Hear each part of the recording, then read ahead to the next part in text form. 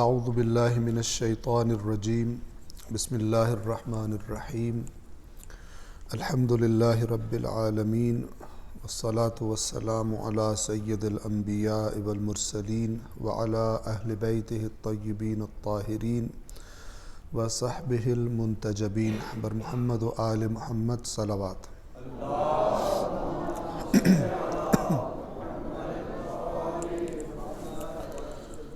الحمدللہ اللہ تبارک و تعالی نے ایک طویل وقفے کے بعد پھر سے توفیق اور موقع فراہم کیا کہ ہم یہ قرآن مجید کے درس کا سلسلہ جہاں سے رکا تھا وہاں سے دوبارہ شروع کر سکیں۔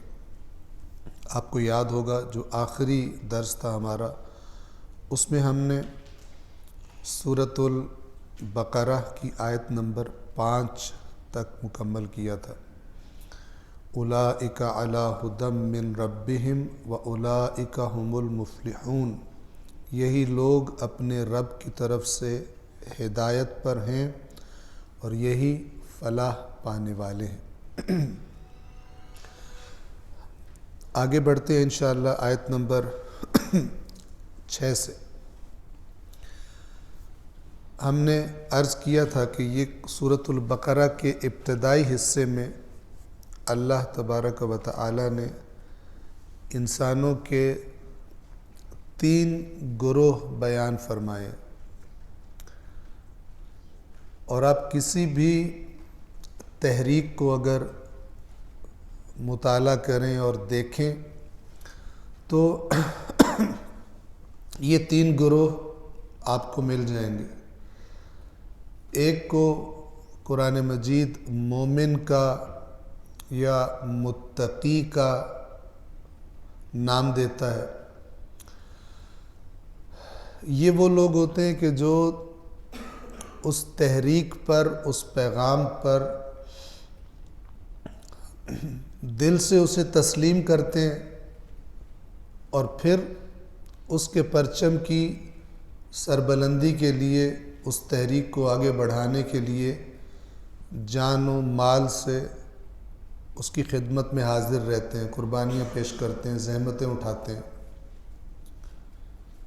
انہیں قرآن مومنین کہتا ہے یا متقین کہتا ہے۔ دوسرا گروہ، یعنی یہ صرف اسلام کی تحریک کی بات نہیں کر رہا، آپ کہیں بھی چلے جائیں، یہ کسی بھی تحریک میں چلے جائیں، ان کے اس تحریک کے جو لیڈرز ہوں ان سے آپ پوچھیں تو وہ آپ کو یہی 3 گروہ بتائیں گے۔ دوسرا گروہ کون سا ہوتا ہے؟ جو ان مومنین کے بالکل مد مقابل کھڑا ہوتا ہے۔ ان کو قرآن مجید کافر کا نام دیتا ہے۔ کافر یعنی اس تحریک کا، اس پیغام کا انکار کرنے والا، منکر، میں نہیں مانتا اس کو، اور مخالفت کرنے والا، اسے ختم کرنے کی کوشش کرنے والا۔ اور تیسرا گروہ منافقین کا نام دیا قرآن مجید نے، اللہ نے ان لوگوں کو۔ منافق کون ہوتے ہیں؟ ان کی 2 شخصیات ہوتی ہیں، ان کے 2 چہرے ہوتے ہیں۔ جب مومنین کے پاس آتے ہیں تو ان کے ہو جاتے ہیں اور کہتے ہیں ہم تمہارے ساتھ ہیں، اور جب کافرین کے پاس جاتے ہیں، مخالفوں کے پاس جاتے ہیں تو کہتے ہیں ہم تمہارے ساتھ ہیں۔ مختلف ان کی صفات ہیں کہ جو قرآن مجید میں بیان کی گئی ہیں۔ تو متقین کے یا مومنین کے بیان کے بعد اللہ تبارک و تعالی سورۃ البقرہ کی آیت نمبر 6 اور 7 میں کفار کا ذکر بیان فرما رہا ہے۔ سورۃ البقرہ آیت نمبر 6، ان الذین کفروا سواء علیہم اانذرتہم ام لم تنذرہم لا یؤمنون۔ بے شک جن لوگوں نے کفر اختیار کیا ہے ان کے لیے یکساں ہے، یعنی کوئی فرق نہیں پڑتا، ایک ہی بات ہے ان کے لیے۔ کہ آپ انہیں متنبہ کریں یا نہ کریں. متنبہ یعنی خبردار، آنے والے خطرات سے انہیں خبردار کریں یا نہ کریں، جہنم سے خبردار کریں یا نہ کریں، وہ ایمان نہیں لائیں گے. آیت نمبر 7، ختم اللہ علی قلوبہم وعلی سمعہم وعلی ابصارہم غشاوہ وَلَهُمْ عَذَابٌ عَظِيمٌ. اللہ نے ان کے دلوں اور ان کی سماعت پر مہر لگا دی ہے، سٹیمپ کر دی ہے، سیل کر دی ہے، اور ان کی نگاہوں پر پردہ پڑا ہوا ہے. میں آپ کو دیکھ رہا ہوں، آپ مجھے دیکھ رہے ہیں، درمیان میں پردہ گرا دیا جائے، نہ میں آپ کو دیکھ سکتا ہوں نہ آپ مجھے دیکھ سکتے. ان کی کیفیت یہ بیان کی جا رہی ہے، عجیب کیفیت ہے. دل سیل کر دیے گئے اللہ کی طرف سے، یعنی جہاں پر ہدایت آنی تھی، جہاں پہ اثر ہونا تھا، وہ اس طرح سیل کر دیا گیا کہ کوئی چیز اندر داخل نہیں ہو سکتی. اچھا، دل تک چیز کہاں سے پہنچتی ہے؟ زیادہ تر سن کے پہنچتی ہے یا دیکھ کے پہنچتی ہے. تو سماعتوں کو بھی سیل کر دیا گیا ہے اور آنکھوں پر پردہ پڑا ہے ان کی.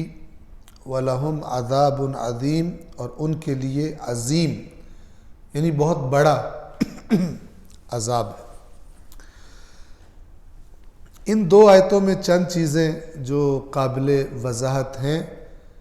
کفر کا لفظ ابھی تک جو ہم نے قرآن پڑھا ہے، سورۃ الفاتحہ اور اس کے بعد سورۃ البقرہ، یہ کفر کا لفظ یہاں پر پہلی مرتبہ آیا ہے. اور ہم چاہیں گے کہ ہم آپ کی خدمت میں لفظ کفر کا جو میننگ ہے، معنی ہے، وہ اچھی طرح بیان کر دیں، تاکہ بار بار یہ تکرار ہوگا قرآن میں، ہمیں معلوم ہو کہ کفر اصل میں کیا چیز ہے. جو ہمارے ذہنوں میں تصور ہے کفر کا اور کافر کا، وہ قرآنی تصور سے مختلف ہے. ہم ہر غیر مسلم کے لیے کافر کا لفظ استعمال کرتے ہیں، لیکن قرآن کریم، میں نے عرض کیا کہ کفر کا استعمال ذرا مختلف طریقے سے کرتا ہے. جب اس لفظ کا معنی واضح ہو جائے گا تو خود بخود بات بھی واضح ہو جائے گی. عربی زبان میں کفر کا معنی ہے کسی چیز کو چھپا لینا.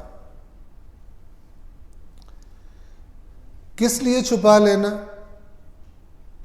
تاکہ اس کا اظہار نہ کرنا پڑے، اس کا اقرار نہ کرنا پڑے.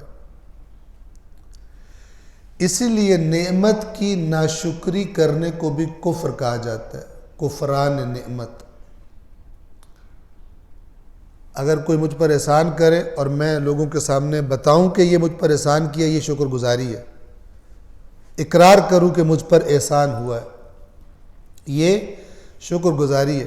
اور اگر میں چھپا لوں گویا کہ مجھ پر احسان کیا ہی نہیں ہے، اسے کہتے ہیں کفران. بس بنیادی معنی کیا ہے کفر کا؟ جو بنیادی معنی ہے وہ ذہن میں رکھیے، ذہن نشین کر لیجئے، وہ ہے چھپانا.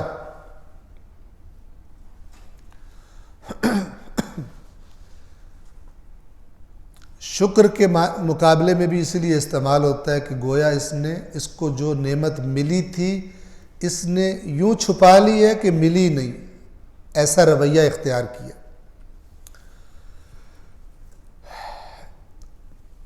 اسی طرح بعض اوقات چیز کو چھپایا جاتا ہے، پتہ چل گئی ہوتی ہے، اس کے پاس ہوتی ہے وہ چیز، لیکن وہ اس کا انکار کر دیتا ہے جانتے بوجھتے ہوئے. ایک چھوٹا سا ہلکا سا جوک آپ کو سناؤں تاکہ اس جوک کے ذریعے یہ میننگ آپ کے ذہنوں میں باقی رہ جائے۔ ایک عربوں کی ادبیات میں ایک مزاحیہ کردار ہے جس کا نام ہے مثلا جحا۔ وہ ایک احمق سا انسان ہے، الٹی سیدھی حرکتیں کرتا رہتا ہے۔ تو ایک دن جحا کا ایک بہت ہی قریبی دوست جحا کو پتہ چلا کہ میرے سے میرا گدھا مانگنے کے لیے آ رہا ہے، اسے کوئی کام ہے، کوئی سامان اس نے کہیں پہنچانا ہے، تو ایک دن کے لیے میرا گدھا مانگنے آ رہا ہے۔ اب یہ گدھا اس کو دینا نہیں چاہتا تھا، تو اس نے اپنے بچوں سے کہا کہ اس گدھے کو گھر کی پچھلی سائڈ پہ لے جا کے باندھ دو، جب دوست آئے گا تو میں خود ہی اس کو چکر دے لوں گا۔ وہ دوست آیا، اب یہ بڑے پرتپاک طریقے سے اس کو ملا، میرا بچپن کا دوست آ گیا، یہ ہے فلان ہے، بچپن اکٹھے گزرا ہے، جوانی اکٹھے گزری ہے، ساری باتیں کر رہے ہیں۔ اور خیر جب بیٹھے تو اس دوست نے کہا کہ وہ آج مجھے ایک دن کے لیے آپ کے گدھے کی ضرورت ہے، وہ مجھے دے، مجھے کچھ سامان کسی جگہ پہنچانا ہے۔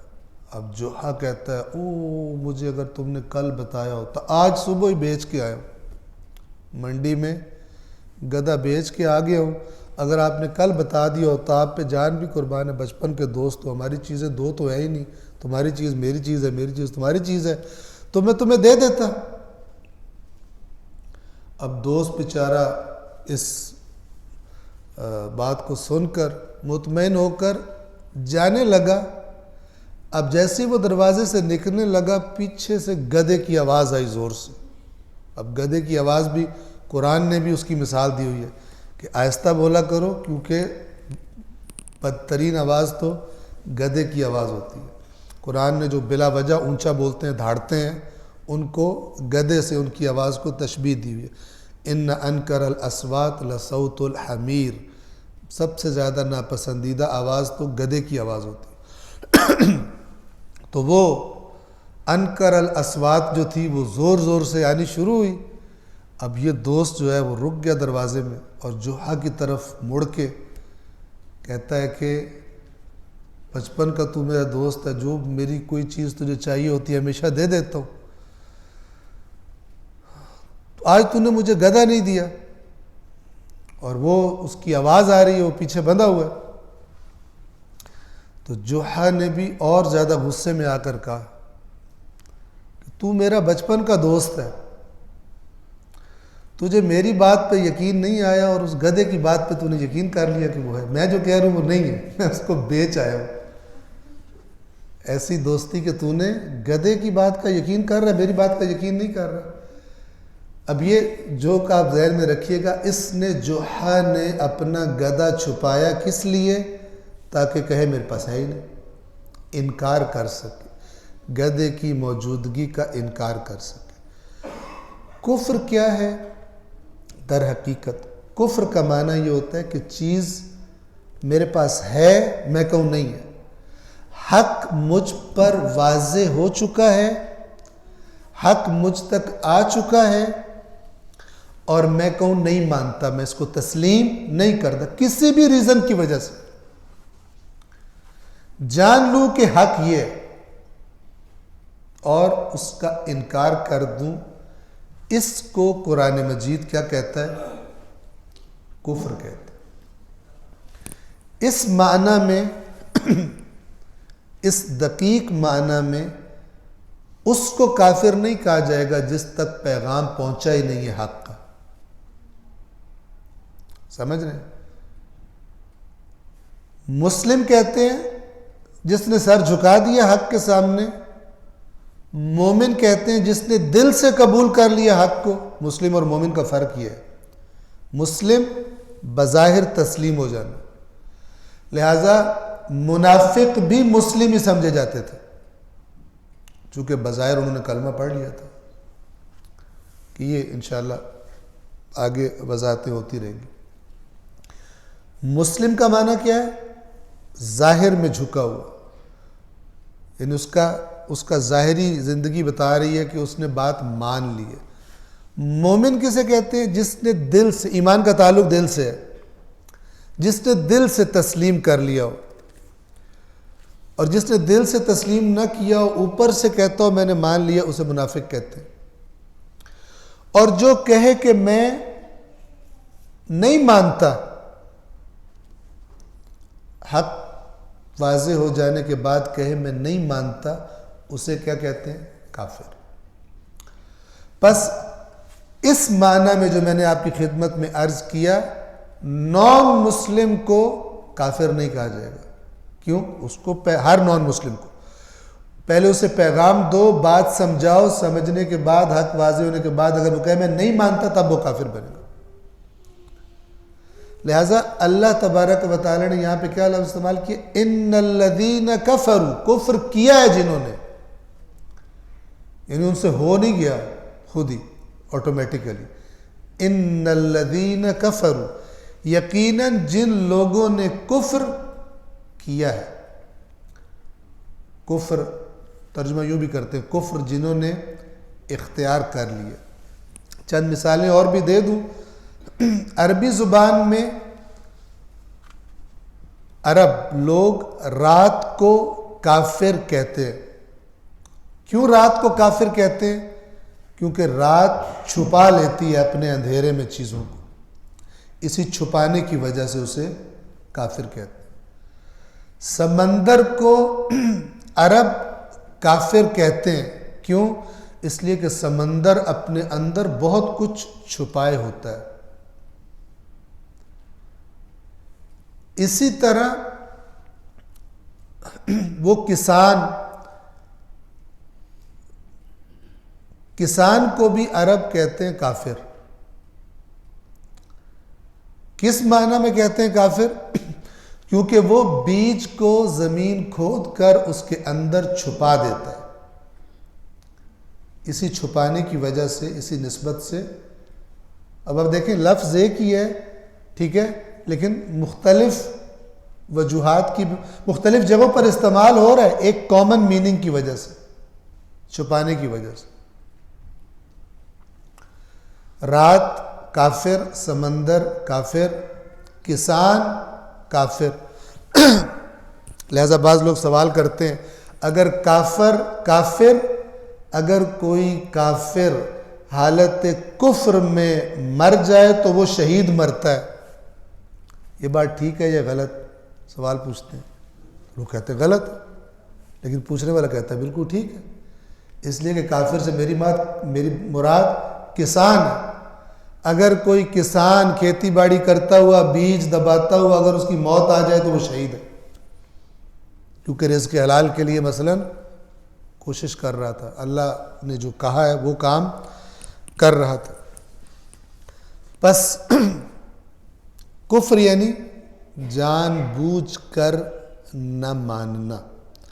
اگر آپ قرآن مجید میں اس لفظ کے جو ڈیریویٹیوز ہیں، مشتقات جنہیں عربی میں کہا جاتا ہے، ڈیریویٹیوز کاف، فے اور رے سے بنے ہوئے، کافر، کافرین، کفار، کفار، یکفرون، تکفرون، ان کو آپ دیکھیں گے، اس کا استعمال دیکھیں گے تو خود بخود یہ معنی انشاءاللہ مزید واضح ہو جائے گا. اب دیکھیے ایک اور نقطہ، کفر کا معنی آپ کو بتا دیا.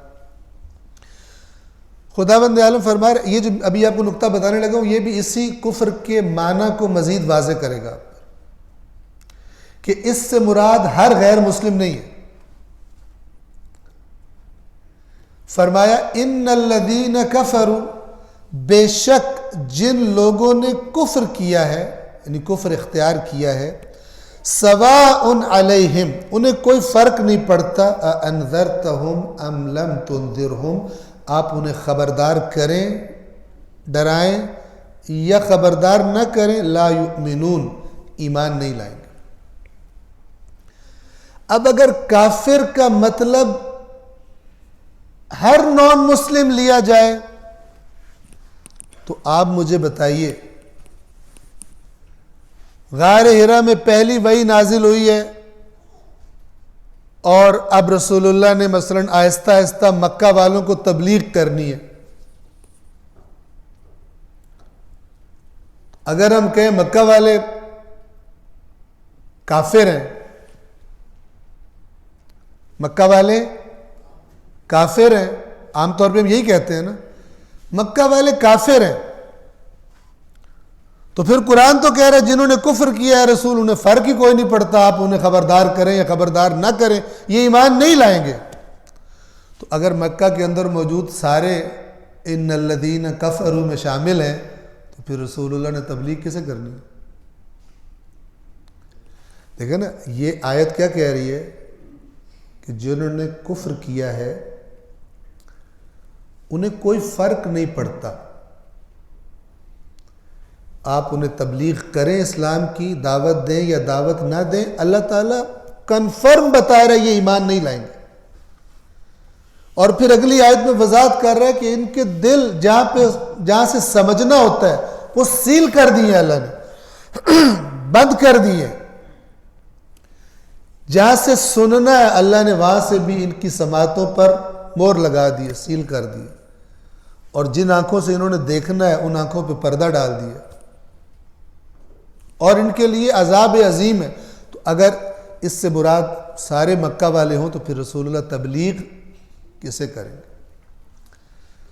بس آپ دیکھیے کہ قرآن مجید جب آغاز کی بات کرتا ہے تو مثلا سورہ جمعہ میں جب ذکر کیا کہ اس نے اللہ نے رسول کو مبعوث فرمایا ہے تو کیا کہا؟ یہ نہیں فرمایا هو الذی بعث فی الکافرین رسولا، هو الذی بعث فی الذین کفروا رسولا، وہی ہے جس نے ان لوگوں میں رسول بھیجا جنہوں نے کفر اختیار کر لیا تھا، یہ نہیں فرمایا۔ کیوں؟ ابھی کفر ہوا ہی نہیں ہے، کفر تو تب ہوگا جب پیغام پہنچے گا۔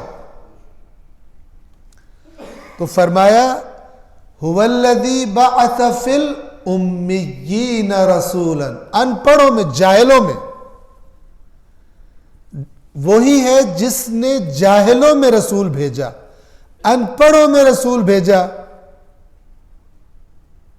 انہی میں سے ہے، انہی کی قوم میں سے، یتلو علیہم آیاتہ، اللہ کی آیات ان کو تلاوت کر کے سناتا ہے۔ اب یہ بات بہت امپورٹنٹ ہے، یاد رکھیے، جان بوجھ کر بات نہ ماننا، جہاں بعض لوگ جن کو ہم کافر کہہ رہے تھے وہ اس سے نکل جائیں گے، ٹھیک ہے، اسی طرح ہم میں سے بعض لوگ اس کے اندر پھنس جائیں گے۔ ہر وہ شخص جس کو اللہ کا حکم پتہ ہے نہیں مانتا۔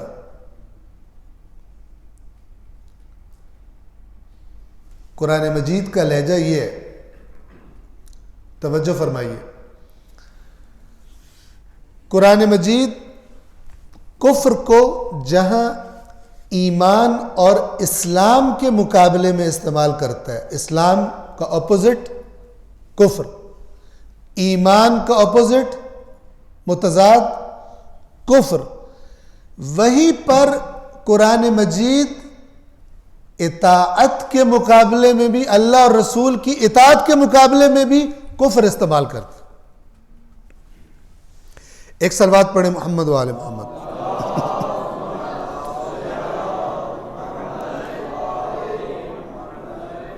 میں آپ کی خدمت میں عرض کروں، یہ دیکھیے سورہ آل عمران آیت نمبر 32، سورہ آل عمران آیت نمبر 32 قل اطیعوا اللہ والرسول، یہ بنیادی ترین کانسیپٹ ہے، آپ سے خواہش کروں گا کہ توجہ کے ساتھ اسے سمجھ لیں، کوئی چیز مبہم رہ جائے تو مجھ سے سوال کر سکتے ہیں۔ اس پہ زیادہ ٹائم اس لیے لگا رہا ہوں کہ آگے آسانی رہے گی، اور جو پوچھنا ہو حتماً پوچھیں۔ قل اطیعوا اللہ والرسول، کہہ دیجئے اطاعت کرو اللہ کی اور رسول کی، فَإِن تَوَلَّوْا، تو اگر پھر جائیں یہ لوگ، یعنی آپ کی یہ بات اے رسول آپ کی بات نہ مانے، آپ ان سے کہیں اللہ کی اور اللہ کے رسول کی اطاعت تم نے کرنی ہے، یہ اطاعت نہ کریں فَإِن تَوَلَّوْا، توجہ فرمائیے، فَإِنَّ اللَّهَ لَا يُحِبُّ الْكَافِرِينَ، تو یقیناً اللہ کافروں کو پسند نہیں کرتا۔ اب یہ کافر کینہیں کہا جا رہا ہے؟ نافرمانوں کو۔ یہ قرآن کا یوز ہے لفظ کفر کا۔ کفر اعتقاد میں بھی ہوتا ہے اور کفر عمل میں بھی ہوتا ہے۔ نماز، ایک شخص کہے میں نماز کو مانتا ہی نہیں ہوں، کفر ہے۔ دوسرا کہے میں نماز کو مانتا ہوں، توبہ توبہ میں کیوں نہ مانوں، میں مسلمان ہوں، نماز ہے، نماز واجب ہے، لیکن پڑھتا نہ ہو، یہ بھی کفر ہے۔ ان دونوں کا فرق سمجھیے گا۔ یہ جو پہلے والا جس نے کہا میں نماز مانتا ہی نہیں ہوں، ضروریات دین اسلام میں سے کسی ایک چیز کے بارے میں اگر کہے میں اسے نہیں مانتا، یہ کافر ہے، اور اس پر فتویٰ بھی لگ جائے گا کہ یہ دین اسلام سے خارج ہو گیا۔ یہ اقرار کر رہا ہے میں نہیں مانتا ہوں اس کو، ٹھیک ہے؟ اس کو سبھی مسلک، شیعہ ہو، اہل سنت کے مختلف مسالک ہوں، ضروریات دین میں سے جس پر ساری امت کا اتفاق ہے، ساری امت اسلام تمام تر مسالک اس کو دین اسلام کی ضروری چیزوں میں سے سمجھتے ہیں، ان میں سے کسی ایک کے بارے میں اگر کوئی کہے میں اسے نہیں مانتا، وہ کافر ہو جائے گا، ٹھیک ہے؟ اس پر کافر کا فتویٰ بھی لگایا جائے گا۔ اس کو آپ سائٹ پہ کر دیں۔ یہ دوسرا کیس خطرناک ہے، یہ دوسرا کیس خطرناک ہے۔ کس لیے خطرناک ہے؟ اس لیے کہ یہ والا کفر نافرمانوں کو شامل ہے، لیکن دنیا میں ان پر کفر کا فتویٰ نہیں لگتا، کیونکہ وہ کہتے ہیں ہم مانتے ہیں۔ جو بندہ زبان سے کہے میں مانتا ہوں نماز کو، میں مانتا ہوں روزے کو، میں مانتا ہوں حج کو، میں مانتا ہوں زکوٰۃ کو، ٹھیک ہے، لیکن کرے نہیں، ان میں سے کوئی بھی کام کرتا نہ ہو، جیسے آج کل الہ ماشاءاللہ کثیر تعداد میں مسلمان ایسے پائے جاتے ہیں۔ اور بڑا پیارا سا لفظ بنایا ہوا ہے، میں پریکٹسنگ مسلم نہیں ہوں، میں پریکٹسنگ مسلم نہیں ہوں۔ ایسا نان پریکٹسنگ بھی مسلم ہوتے ہیں، ٹھیک ہے؟ یہ بات سمجھ لیجئے، پریکٹسنگ مسلم اور نان پریکٹسنگ مسلم، یعنی نان پریکٹسنگ مسلم کیا مطلب؟ میں پیدا ہو گیا ہوں مسلمان کے گھر میں، ابا اماں مسلمان تھے، لیکن میرا کام کوئی مسلمانوں والا نہیں ہے، میں نان پریکٹسنگ مسلم۔ یہ جو کیس ہے کہ کہتا ہے میں مانتا ہوں جی، میں نماز مانتا ہوں، میں روزہ مانتا ہوں، حج مانتا ہوں، زکوٰۃ مانتا ہوں، جہاد مانتا ہوں، مثال کے طور پر توحید مانتا ہوں، لیکن کرتا نہیں ہے، عمل نہیں کرتا، اس پر کفر کا فتویٰ نہیں لگتا، اس پر کفر کا فتویٰ نہیں لگتا، لیکن جو اس کا رویہ ہے، جو اس کی زندگی ہے، اس کے نتیجے میں آیا روز قیامت بھی مسلمانوں کی صف میں کھڑا کیا جائے گا، مومنوں کی صف میں کھڑا کیا جائے گا؟ کوئی گارنٹی نہیں۔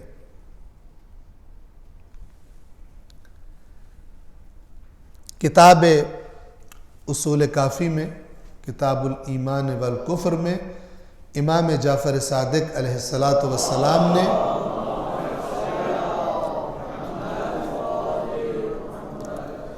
اس کی وضاحت فرمائی ہے۔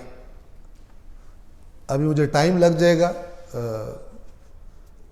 اصل میں آج صبح سے سفر میں ہوں، پہلے فجر کے بعد ہم نکلے تھے ادھر سے فیصل آباد سے، آپ یوں سمجھ لیں، تو ڈیرہ غازی خان گئے تھے، وہاں ایک پروگرام تھا قرآن مجید سے متعلق، تو وہ اٹینڈ کیا، اور اس کے بعد پھر ڈیرہ غازی خان سے بس ابھی مغرب کی نماز سے کچھ دیر پہلے ہم یہاں پہنچے تھے.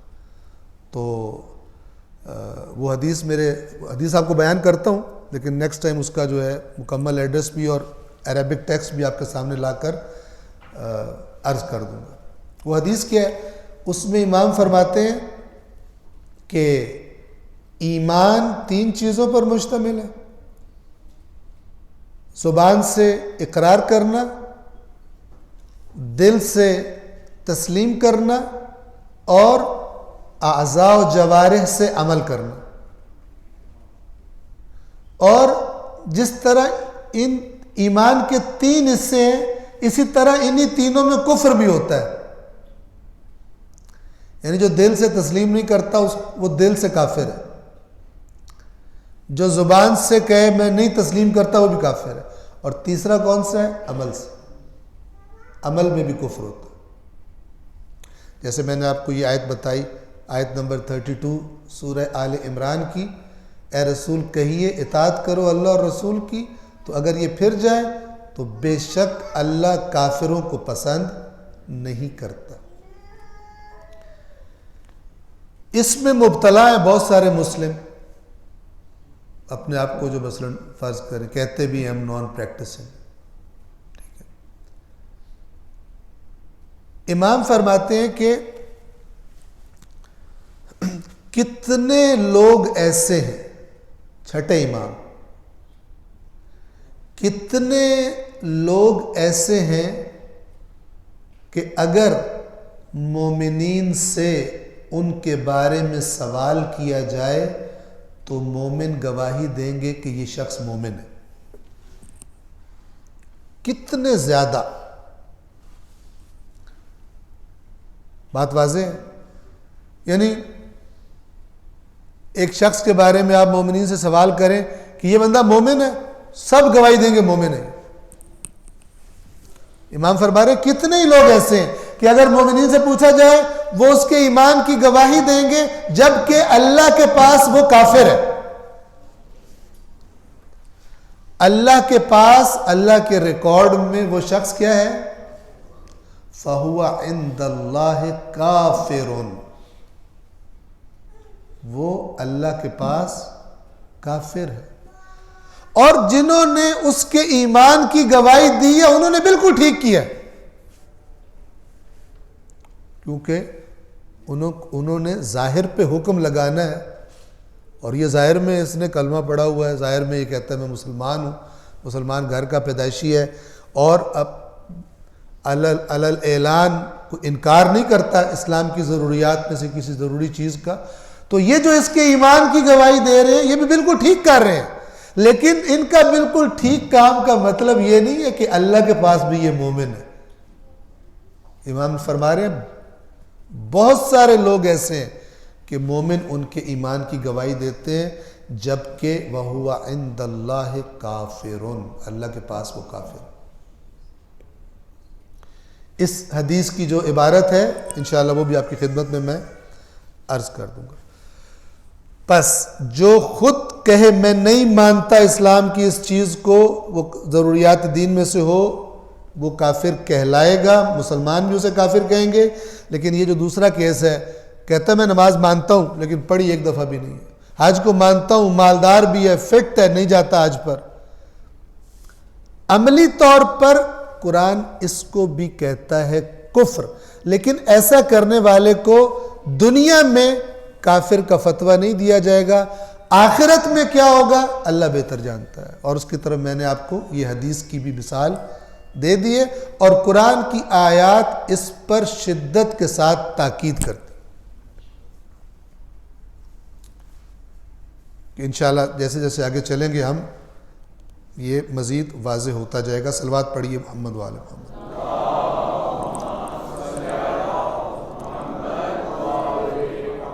امکان ہے کہ چونکہ یہ کفر والا موضوع کافی وسیع ہے، اگر کوئی پہلو رہ گیا ہو یا آپ کے ذہنوں میں سوال ہو تو مجھ سے بعد میں اس پہلو کو کلیئر کرنے کے لیے سوال پوچھ سکتے ہیں. آیت نمبر 7 ہم نے پڑھی تھی.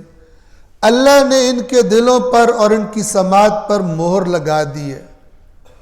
اس کا کیا مطلب ہے؟ آیا اس کا یہ مطلب ہے کہ ان کا تو کوئی قصور نہیں ہے، اللہ نے لگا دی ان پہ مہر؟ اگر ایسا ہو جائے تو پھر اللہ تعالیٰ کی عدالت جو ہے اس پر حرف آتا ہے، جبکہ اللہ تعالیٰ فرماتا ہے ان اللہ لا یظلم مثقال ذرہ، اللہ ایک رائی کے برابر بھی کسی پر ظلم نہیں کرتا۔ وَأَنَّ اللَّهَ لَيْسَ بِظَلَّامٍ لِّلْعَبِيدِ، اللہ اپنے غلاموں پر، اپنے بندوں پر بالکل ظلم کرنے والا نہیں ہے۔ وَمَا ظَلَمْنَاهُمْ وَلَكِنْ كَانُوا أَنفُسَهُمْ يَظْلِمُونَ، ہم نے ان پہ کوئی ظلم نہیں کیا، وہ خود اپنے آپ پر ظلم کرتے تھے۔ یہ معنی ہے اس کا۔ انسان، ایک چھوٹی سی مثال سے سمجھ لیں کہ یہ نقطہ ذہن میں رہے کہ اس پوری کائنات، یہ پوری کائنات جن قوانین پہ چلتی ہے ان کو بنانے والا اللہ ہے۔ فزکس میں جو قوانین پڑھے جاتے ہیں، کیمسٹری میں جو کیمیکل ری ایکشنز کے لاز اور قوانین پڑھے جاتے ہیں، اور جو کچھ سائنسز میں پڑھا جاتا ہے، جو قوانین، جو سائنسز کے جو لاز ڈسکور کرتا ہے انسان، سائنسدان ڈسکور کرتے ہیں، یہ سارے کے سارے، ان میں سے کوئی بھی ایسا نہیں ہے جو کسی سائنسدان نے خود بنایا ہو، ڈسکور کرتے ہیں۔ بنانے والا کون ہے؟ بنانے والا وہی ہے جس نے یہ کائنات بنائی ہے، اللہ ہے۔ یہ مادی قوانین کی بات کر رہا ہوں۔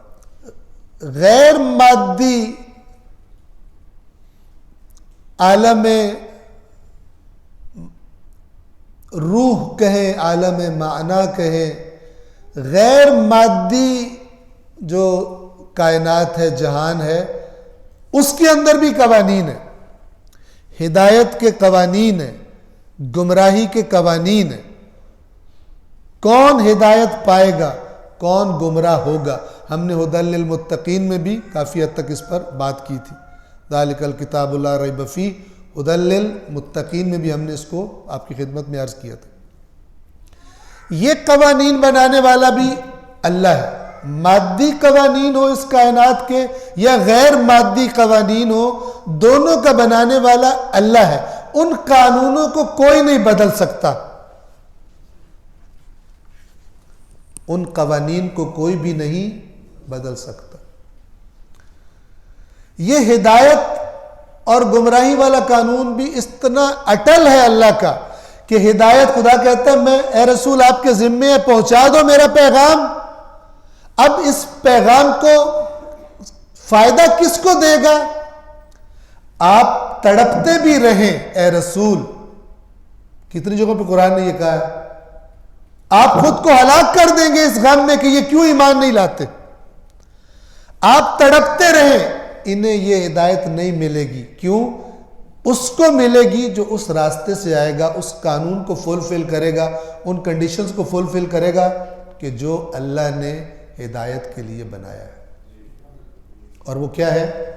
خود سے آئے، خود سے آنا چاہے، ہٹ دھرمی اور ضد بازی اور سرکشی کا رویہ نہ اپنائے حق کے مقابلے میں، اس سے یہ ملے گا، ورنہ آپ تڑپتے رہیں، ان کو ہدایت نہیں ملے گی۔ ورنہ میں بار بار عرض کرتا ہوں کہ رسول پاک تو ہر ایک کے لیے تڑپ رکھتے تھے کہ ایک بھی جہنم میں نہ جائے، سارے بچ جائیں، لیکن سارے بچے نہیں۔ یہ فرق کہاں سے آیا؟ اسی قانون کو فالو کرنے یا نہ کرنے کی وجہ سے۔ یہ ایک سٹیج روحانی مرض کی، دل کے مرض کی۔ اب میں جو دل کہہ رہا ہوں، اس دل سے مراد یہ والا دل نہیں ہے جو خون پمپ کرتا ہے، بلکہ قلب جو انسان کے اندر کا وہ مرکز ہے جہاں عقل رہتی ہے، جہاں مثلا ساری انفارمیشن اکٹھی ہوتی ہے، جہاں ڈیسیجن لیے جاتے ہیں، اس جگہ کی بات کر رہا ہوں، قلب۔ یہ قلب بھی صحت مند بھی ہوتا ہے اور بیمار بھی ہوتا ہے، اور اگر یہ بیمار ہو جائے اور وہی کام انسان کرتا رہے جو اسے بیمار کرتا ہے، تو اس کی بیماری بڑھتی رہتی ہے۔ آج کل جو ایک مشہور مثال دی جا سکتی ہے، خداوند عالم سب کو اپنے حفظ و امان میں رکھے، آج کل مثلا ایک خاص سٹیج سے جب کینسر کا مرض آگے بڑھ جائے تو ڈاکٹرز کہتے ہیں کہ اب علاج نہیں ہو سکتا۔ اگر اس سٹیج سے پہلے پتہ چل جاتا تو علاج تھا، اب علاج نہیں ہو سکتا۔ تو انسان کا بدن خدا نے ایسا بنایا کہ اگر اس سے بیماری لگی ہے، اگر جلدی علاج کر لیا علاج ہو جائے گا، لیکن اگر ایک خاص حد تک نقصان پہنچا دیا اس بیماری نے انسان کے بدن کو، پھر علاج نہیں ہوگا، بندہ مر جائے گا۔ روح یا قلب کا معاملہ بھی اسی طرح سے۔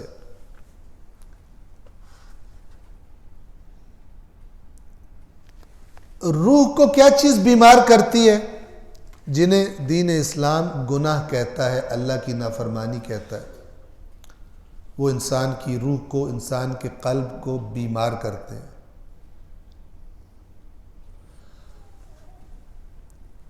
اب انسان اگر اس بیماری کو پھیلنے دے، اس کا علاج نہ کرے، باز نہ آئے ان حرکتوں سے، تو یہ بڑھتی رہے گی اور ایک سٹیج، یہ قانون بھی خدا نے بنایا، انسان گناہ کرتے اس سٹیج پر پہنچ جائے گا جہاں سے واپسی نہیں ہو سکتی۔ یعنی نظر انسان آ رہا ہے لیکن بن جانور گیا، اندر سے جانور ہے۔ آپ کو دنیا میں ایسے انسان مل جائیں گے جو اس سٹیج پہ پہنچے ہوتے ہیں، انہیں کچھ ظاہری شکل انسان والی ہوتی ہے، لیکن اگر ان کے کام پتہ چلیں تو وہ درندوں سے بدتر ہوتے ہیں۔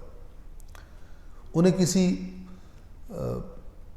کمزور سے کمزور، بیچارے سے بیچارے پر بھی انہیں رحم نہیں آتا، مرد ہو، عورت ہو، بچہ ہو، رحم نہیں آتا۔ صرف وہ جو ان کی حیوانی حص ہے اس کی تسکین ہونی چاہیے، یا چند روپوں کی خاطر، یا کسی خواہش کو پورا کرنے کی خاطر۔ آپ مثلا بعض اوقات پاکستان میں یعنی نام لینے کا بھی جی نہیں چاہ رہا لیکن مجبوراً عرض کر رہا ہوں، آپ سنتے ہیں جی مثلا 5 سال کی بچی، 7 سال کی بچی، اس پر ظلم کر دیا کسی نے۔ اب یہ بھی پیدائشی مسلمان ہی ہوگا، ٹھیک ہے نا، لیکن حرکت ایسی کر رہا ہے کہ جو کسی جس کے اندر ذرہ برابر بھی انسانیت ہو اس سے ایکسپیکٹ نہیں کی جا سکتی، جانور ہے۔ تو یہ جو غلط حرکتوں کو ریپیٹیشن بار بار کرنا ہے، یہ انسان کی روح کو یا قلب ہم کہیں بیمار کرتا رہتا ہے۔ ایک سٹیج ایسی آتی ہے کہ پھر اس پر ہدایت کی بات اثر کرنا چھوڑ دیتی، کیونکہ یہ قانون بھی اللہ نے بنایا ہے، لہٰذا اللہ فرما رہا ہے میں نے مور لگا دی۔ لیکن یہ لگنے کا سبب کون ہے؟ لگنے کا سبب خود۔ ٹیچر اپنی کلاس میں کہتا ہے کہ جس نے 50% سے نیچے نمبر لیے وہ فیل ہے، جس نے 50% سے اوپر نمبر لیے اسے پاس کروں گا، 50% سے کم والوں کو فیل کروں گا۔ بچہ جو ہے وہ پڑھتا نہیں ہے، محنت نہیں کرتا، سوال یاد نہیں کرتا، فیل ہو جاتا۔ گھر جا کے امی سے کہتا ہے امی ٹیچر نے فیل کر دیا مجھے۔ امی کہتی میرا بچہ ٹیچر نے تو فیل کرنا ہی تھا، تو نے پیپر میں جو لکھا ہے اس کا نتیجہ یہی تھا۔ یہ اس طرح ہے، اللہ نے مہر لگانی ہے جب تم گناہ کر کے جانور بن جاؤ۔ اور ہر گناہ انسان کا اللہ تبارک و تعالیٰ نے متقین کی نشانیاں بتائی ہیں سورہ آل عمران میں۔ وہاں پر ایک نشانی یہ بتائی ہے وَلَمْ يُصِرُّوا عَلَى مَا فَعَلُوا، کہ جو ان سے گناہ ہو جائے اس پر اصرار نہیں کرتے، ریپیٹ نہیں کرتے اس کو۔ اللہ سے معافی مانگتے ہیں، خدا یاد آ جاتا ہے، پچھتاتے ہیں، استغفار کرتے ہیں، ریپیٹ نہیں کرتے. یہ ریپیٹ کرنا، عادت بنا لینا کسی گناہ کو، یہ ایک خطرناک چیز ہے. یہ آہستہ آہستہ تباہی کی طرف لے کے جاتی. چونکہ گناہ ایک تو آخرت میں اثر رکھتا ہے عذاب کی شکل میں، ایک دنیا میں اثر رکھتا ہے انسان کی روح پر، اور وہ اس اثر سے آپ بچ نہیں سکتے گناہ کرنے کے بعد. یہ بھی ایک وسیع موضوع ہے کہ انشاءاللہ آیات قرآن میں آئے گا. بس یہ جو اللہ تعالیٰ فرما رہا ہے ختم اللہ علی قلوبہم، اللہ نے ان کے قلوب پر مہر لگا دی ہے، وعلی سمعہم، اور ان کی سماعتوں پر، وعلی ابصارہم غشاوہ، اور ان کی آنکھوں پر پردہ پڑا ہے، وَلَهُمْ عَذَابٌ عَظِيمٌ. یہ جو انہوں نے کفر کو اختیار کر لیا، کیا مطلب؟ ہم نے نہیں ماننی تیری بات. رسول اللہ کہتے میری بات سنو، نہیں ہم سے بات ہی مت کرو، ہمارے کانوں میں ہم بہرے ہیں. قرآن نے بتایا ہوا وَفِي آذَانِنَا وَقْرٌ، ہمارے کانوں میں بھاری پن ہے، ہم سے بات مت کرو. رسول اللہ سے یہ کہتے تھے.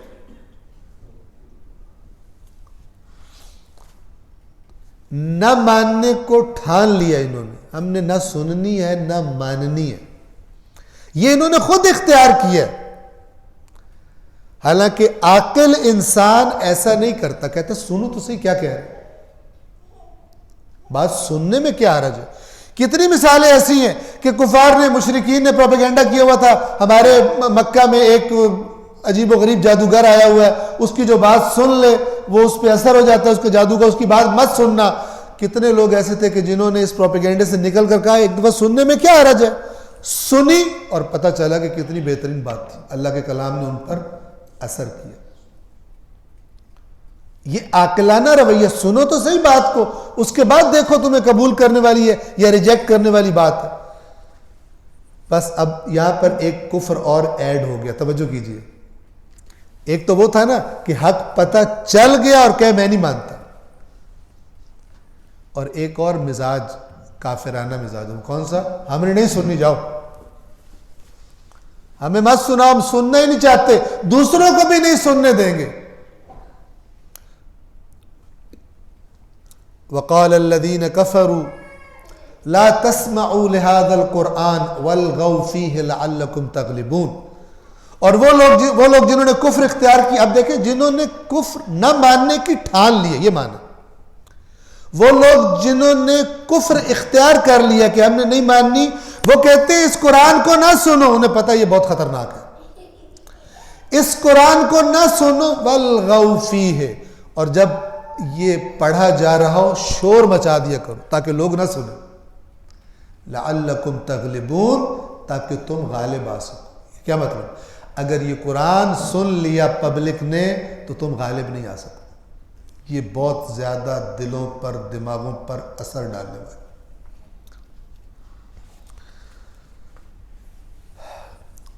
اب یہ دل پر مہر لگ جانے سے کیا مراد ہے؟ یہ دل کی ایک کیفیت ہے کہ جب انسان اچھی بات سنے اس سے شدید بیزاری پیدا ہو، اور جب گناہ کی دعوت ہو، گناہ کی محفل ہو، اس کا دل کھینچے اس کی طرف. یہ اس کی سب سے اوپر والی سٹیج. مہر لگا دیے، کچھ بھی نہیں سنتا، نہیں برائی کی باتیں بڑے شوق سے کھینچ کے جاتا ہے، اچھائی کے بارے میں مہر لگ گئی. کیا اس نے اس سٹیج پر پہنچا یہ خود ہے. اب اگر آپ غور کریں تو آپ دیکھیں گے کہ ہم سب اس کی زد میں آ رہے ہیں، آ سکتے ہیں اگر ہم بار بار گناہوں کی تکرار کرتے ہیں. ورنہ کیا ہے؟ یہ کافروں کی بات ہو رہی ہے. قرآن مجید کی ہر آیت میں سب سے پہلے دیکھیں کہ یہ جو بات ہو رہی ہے یہ مزاج میرے اندر تو نہیں ہے، یہ حرکت، یہ عمل، یہ میرے اندر تو نہیں ہے. قرآن مجید اندر سے ڈیل کرتا ہے، انسان کو اندر سے آئینہ دکھاتا ہے. ان آیات سے انسان خود کو پرکھ سکتا ہے میں کہاں کھڑا ہوں اور قیامت کے دن کہاں کھڑا ہوں گا. ورنہ دنیا میں نے عرض کیا کہ مسلمان کلمہ پڑھنے والے کو مسلمان ہی کہیں گے. اس کی سب سے بڑی مثال مدینہ کے وہ منافقین جن کے جھوٹا ہونے کی اللہ نے گواہی دی ہے ان کی بھی تکفیر نہیں کی گئی. سورہ منافقون میں کیا ہے کہ جب منافق آپ کے پاس آتے ہیں کہتے ہیں ہم گواہی دیتے ہیں آپ اللہ کے رسول ہیں اور اللہ جانتا ہے آپ اللہ کے رسول ہیں, اور اللہ گواہی دیتا ہے کہ منافق جھوٹ بول رہے ہیں. حالانکہ منافق کہہ رہے ہیں کہ آپ اللہ کے رسول ہیں, ہم گواہی دے رہے ہیں, پھر کیا جھوٹ بول رہے ہیں؟ چونکہ یہ آپ کو رسول نہیں مانتے اندر سے, اگرچہ ظاہر سے صحیح کہہ رہے ہیں. لیکن آیا جن کے اللہ جن کی رسالت کی گواہی نہیں قبول کر رہا ان کو رسول اللہ نے کافر قرار دے دیا؟ نہیں, یہ مسلمانوں میں ہی شمار ہوتے تھے. کافر تب ہوگا جب ضروریات دین میں سے کسی کو خود انکار کر دے, میں نہیں مانتا ہوں, میں اسلام کو نہیں مانتا ہوں, میں اس کو نہیں مانتا. پس ختم اللہ علی قلوبہم وعلی سمعہم وعلی ابصارہم غشاوہ. سماعتوں پر پردے, کیا مطلب؟ اچھی بات نہیں سنتے, بری باتیں سن لیتے ہیں, اچھی بات نہیں ان کو سنائی دیتی. سنائی دیتی ہے, اثر نہیں رکھتی ان پر, گویا انہوں نے سنی نہیں. وَعَلَىٰ أَبْصَارِهِمْ غِشَاوَةٌ, ان کی آنکھوں میں پردہ پڑا ہوا ہے, یعنی اچھائی دیکھنے سے پردہ پڑا ہوا ہے. ویسے بہت تیز ہے, مائکروسکوپک نظریں ان کی, عقابی نظریں ہیں, لیکن اچھائی کے معاملے میں اندھے ہیں, گویا کہ ان کو دکھائی کچھ نہیں دیتا. وَلَهُمْ عَذَابٌ عَظِيمٌ, اور یہ جو انہوں نے کفر اختیار کیا اور اس سٹیج پر پہنچ گئے, اے رسول ان پر ٹائم ضائع نہ کریں, ان کے لیے عذاب عظیم ہے. یہ دوسرا گروہ تھا. تیسرا گروہ کہ جس کے بارے میں سب سے زیادہ آیات یہاں پہ رکھی گئی ہیں, منافقین کا. انشاءاللہ خدا نے زندگی دی اور توفیق دی تو آئندہ ہفتے اس کو ہم جاری رکھیں گے. صلوات پڑھیے محمد و آل محمد پر.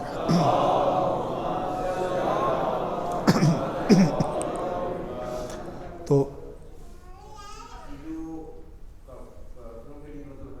تھوڑا سا اونچا بولیے.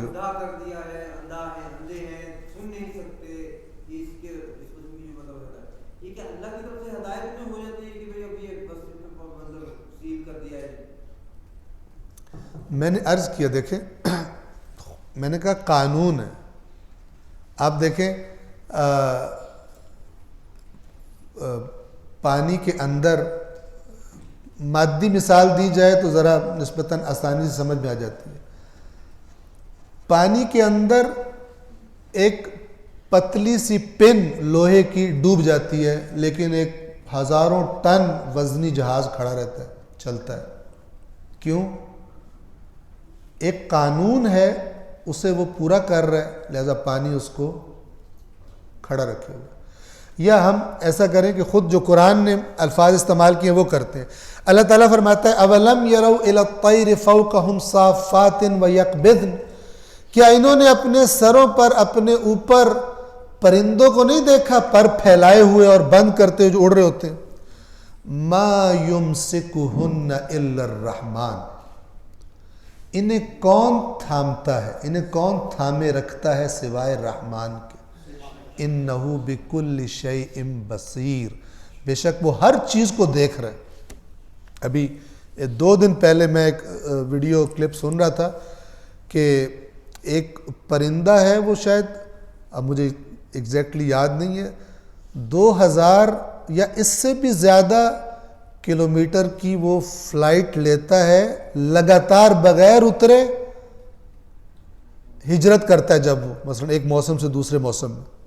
اس کا پورا روٹ بتایا ہوا تھا, پوری جو سائنسدانوں نے اس پہ ریسرچ کی, پتہ نہیں یہ کیا کھاتا ہے, کیا کرتا ہے, کیا نہیں کرتا. اگر اسی پرندے کو مار کر آپ بہت کم مثلا 0 ڈگری سے نیچے رکھ دیں فریزر میں تو فریز ہو جائے گا, لیکن یہ مائنس پتہ نہیں 39-40 پہ پرواز کر رہا ہوتا ہے, فریز نہیں ہوتا جب یہ زندہ ہوتا ہے. تو کون انہیں تھام کے رکھتا ہے یا کس نے انہیں گائیڈ کیا اپنی ضروریات کے مطابق ان کے اندر طاقت اور صلاحیت رکھ دی ہے؟ رحمان. اب یہ رحمان اللہ تبارک و تعالی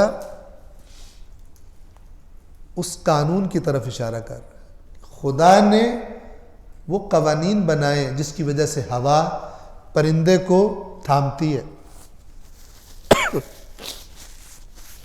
اسی طرح غیر مادی میں نے عرض کیا کہ قانون ہے کہ انسان جب گناہ کرتا ہے اس کا کچھ اثر ہوتا ہے, خرابی ہو جاتی ہے اس کے اندر, اور گناہ بار بار کرنے سے بڑھتی رہتی ہے. اور اگر باز نہ آئے انسان تو پھر ایک سٹیج یہ آتی ہے، خدا نے بنا دیا قانون، ایک سٹیج یہ آتی ہے کہ پھر واپسی نہیں ہوتی۔ پھر مادی مثال لے لیں، آپ نے گھر میں ایک پودا لگایا، چھوٹا سا پودا، اس نے زمین کو پھاڑا اور سر نکالا اور اگنا شروع کیا، ٹھیک ہے، مثلا اتنا سا وہ پودا ہو گیا، آپ نے اسے پانی دینا بند کر دیا، تو آپ دیکھیں گے ایک دن پانی نہیں دیا تو وہ تھوڑا سا مرجھا گیا، پھر آپ نے پانی نہیں دیا پھر اور مرجھا گیا۔ یہ آپ پانی نہیں دیں گے، ڈیلے کرتے جائیں گے، وہ مرجھاتا جائے گا، لیکن ابھی گنجائش ہے کہ اگر آپ دے دیں پانی تو دوبارہ کھڑا ہو جائے گا۔ لیکن اگر آپ ڈیلے کرتے گئے تو ایک سٹیج ایسی آئے گی کہ اب وہ پانی آپ دے بھی دیں تو رسپونڈ نہیں کرے گا، ڈیڈ ہوگا۔ بالکل ایسا ہی قانون ادھر بھی ہے، سمجھ رہے ہیں؟ اب یہ پودے کے اندر یہ صلاحیت رکھنے والا، اور پودا کب ڈیڈ ہو جائے گا، اسے پانی کتنی دیر نہ ملے تو ڈیڈ ہو جائے گا، یہ سب قوانین بنانے والا اللہ ہے۔ اسی طرح ہمارے اندر کے قوانین بنانے والا بھی، ہدایت و گمراہی کے قوانین بنانے والا بھی کون ہے؟ اللہ۔ یہ بھی اسی طرح ایکٹ کرتے ہیں جس طرح مادی قوانین ایکٹ کرتے ہیں۔ قرآن مجید کی 20 آیات نے ان کی طرف اشارہ کیا ہوا۔ یہ جو خدا کہتا ہے کہ جسے چاہتا ہے ہدایت دیتا ہے، جسے چاہتا ہے گمراہ کرتا ہے، اس سے مراد زبردستی نہیں ہے، ورنہ تو اس کا قصور ہی نہیں جس کا زبردستی ہوئی، انہی قوانین کی طرف اشارہ ہے۔ مثلا جب یہ آگے کچھ عرصے بعد آ جائے گا کہ یضل بہ من یشاء ویہدی بہ من یشاء، یضل بہ کثیرا ویہدی بہ کثیرا، اسی کے ذریعے بہت ساروں کو گمراہ کرتا ہے، اسی کے ذریعے بہت ساروں کو ہدایت دیتا ہے۔ پھر فرمایا وما یضل بہ الا الفاسقین، گمراہ نہیں کرتا مگر فاسقوں کو۔ اب خود بتا دیا کہ یہ ان کی جو لمٹس کراس کرنے کی عادت ہے، اس کا نتیجہ اللہ نے گمراہی رکھا ہوا۔ توجہ فرما رہے؟ تو یہ انشاءاللہ کہ واضح، صلوات پڑھیے محمد والے۔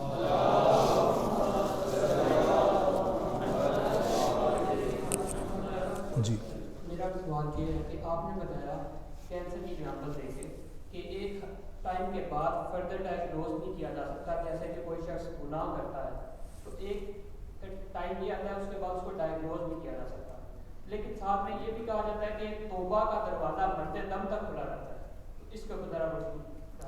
صلوات پڑھیے محمد والے۔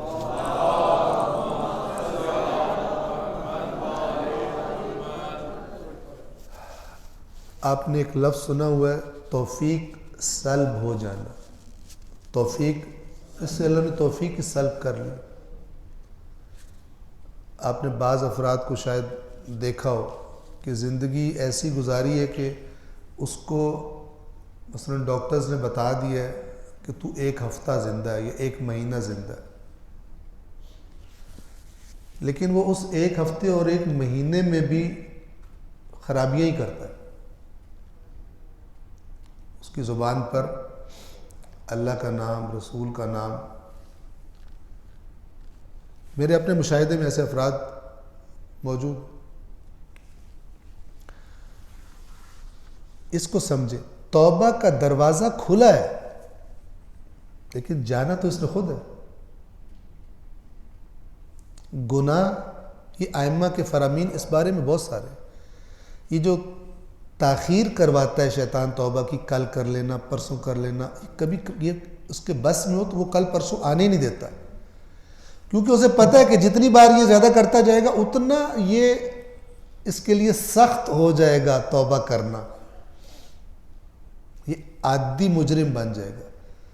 توبہ کا دروازہ کھلا ہے، توبہ کا دروازہ کھلا ہے، لیکن آنا تو اس نے خود ہے، یہ آنے سے رہ جاتا ہے، اس کا جی نہیں چاہتا اسی قانون کی زد میں آ کے۔ دیکھیں ایک بندہ ہے، مسلمان ہے، ٹھیک ہے، اس کو بتایا جائے کہ آپ 1 ہفتے سے زیادہ نہیں جئیں گے، وہ اس 1 ہفتے میں بھی اپنے بچے سے کہے وہ جو فلانا بندہ ہمیں ہماری مرضی کی ریٹ پہ نئی زمین بیچ رہا اس پہ قبضہ کر لے، اور وہ ایس ایچ او کو ذرا پیسے دے کر تو اس پہ کوئی تھوڑی سی ہیروئن ڈلوا کے اسے اندر کرا دے، ہفتے بعد مرنے والا ہے، اسے آپ کیا کہیں گے؟ یہ انسان نے اپنے آپ کو خود بنا لی. اس بات کو سمجھیے کہ ایک اللہ نے آپ کو پیدا کیا ایک گھرانے میں، آپ کا ایک رنگ ہے، آپ کا ایک چہرہ ہے، ایک آپ کی مثلا فزیک ہے فلان، آپ کے والد کون تھے، آپ کی والدہ کون تھی، آپ کا خاندان کون سا تھا، شہر کون سا تھا. اس کی بنیاد پر آپ کو کچھ نہیں ملنے والا اور نہ کچھ چھیننے والا آپ سے، کیونکہ آپ کا اختیار ہی نہیں اس میں.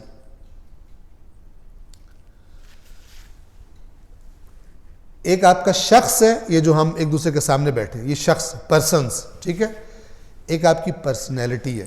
پرسنالٹی، شخصیت، کردار، کیریکٹر وہ انسان خود بناتا ہے.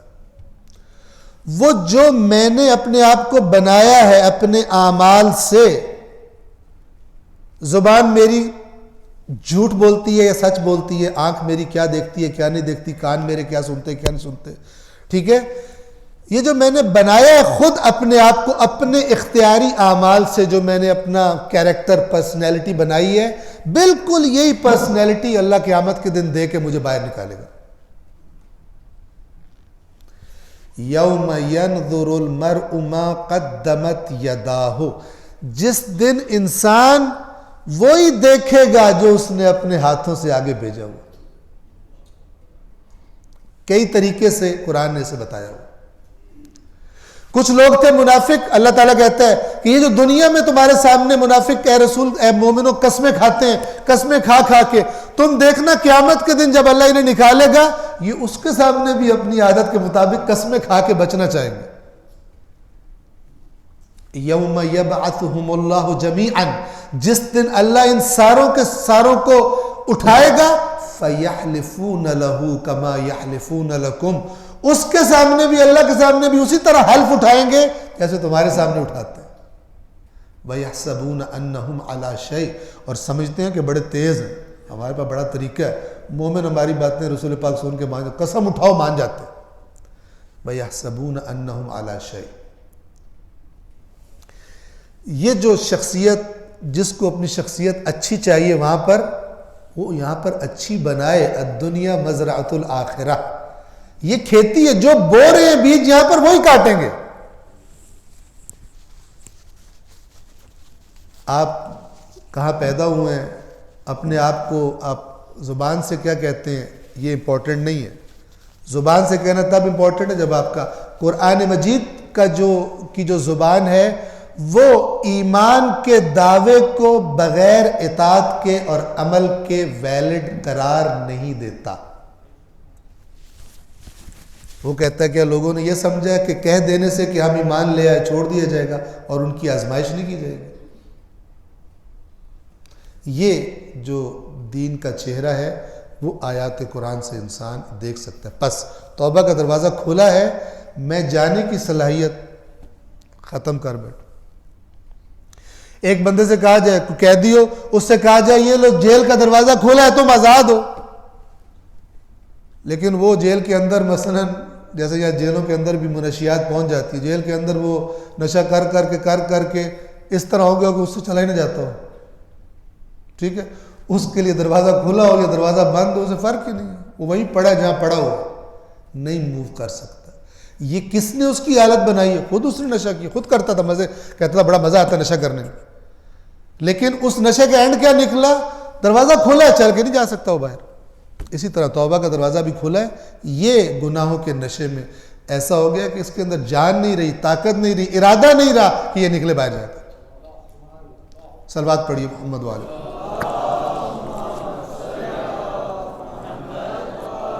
تو ہمارے پاس 7-8 منٹ اوپر ہو گئے ہیں، دیکھ لیں اگر کوئی اور سوال نہیں ہے تو. اگر ہے جی بسم اللہ. مسلمان کفار کی اپنی تعریف بتائیے، وہ حضرات جن تک پیغام پہنچا ہی نہیں، ہاں جی، ان کے کیا معاملات ہوں گے؟ جی، جن تک پیغام پہنچا نہیں ہے. شارٹ آنسر، اللہ تبارک و تعالیٰ نے ایک سسٹم، ایک سافٹ ویئر ہر انسان کے اندر لگایا ہوا ہے. جیسے قرآن کہتا ہے فطرت اللہ التی فطر الناس علیہا، اللہ نے اپنی فطرت پر انسانوں کو خلق کیا، سب کو اچھائی برائی کی سینس دی ہے. تو جو اچھائی برائی کی سینس ہے اس کے مطابق اس کا بھی حساب کتاب ہو سکتا ہے. انسان جانتا ہے یہ ظلم ہے، یہ سچ ہے، یہ جھوٹ ہے، تو اس کے مطابق اس کا بھی حساب کتاب ہو جائے گا۔ یہ بھی یاد رکھیں حساب کتاب جن کے پاس پیغام نہیں پہنچا وہ بھی حساب کتاب سے باہر نہیں ہے، جن کے پاس عقل ہے، ٹھیک ہے نا، جو حیوان ہے یا ایسا انسان ہو جس کے پاس عقل ہی نہ ہو، مینٹلی ریٹارڈڈ وغیرہ، اس کا معاملہ دوسرا ہو جائے گا۔ اور دوسرا یہ کہ اللہ تبارک اس کے ساتھ ایک اور سوال جڑا ہوتا ہے کہ اچھے اتنے اچھے ہیں لیکن وہ مسلمان نہیں ہیں، یا ہم کہیں جو یہاں مسالک کا مسئلہ ہے، بہت اچھے ہیں لیکن شیعہ نہیں ہیں، تو ہم نے تو یہ سنا ہے کہ وہ شیعہ نہیں ہے تو وہ جہنم میں جائیں گے، ٹھیک ہے۔ تو ان کے لیے بھی ایک جواب ہے کہ اللہ کسی پر رائی کے دانے کے برابر بھی ظلم نہیں کرے گا۔ آپ یہ تسلی رکھیں کہ اللہ سے بڑا عادل اس کائنات میں کوئی نہیں۔ ان اللہ لا یظلم، چاہے کوئی کرسچن ہو، چاہے عیسائی ہو، ہندو ہو، فلان ہو، قیامت کے دن جو اللہ فیصلہ کرے گا عین عدل اس کا فیصلہ ہوگا۔ صلوات پڑھیں محمد وعلی محمد۔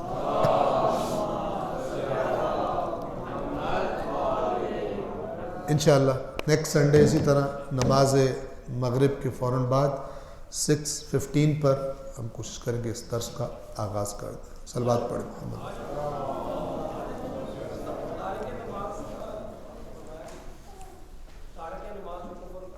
جی جی جی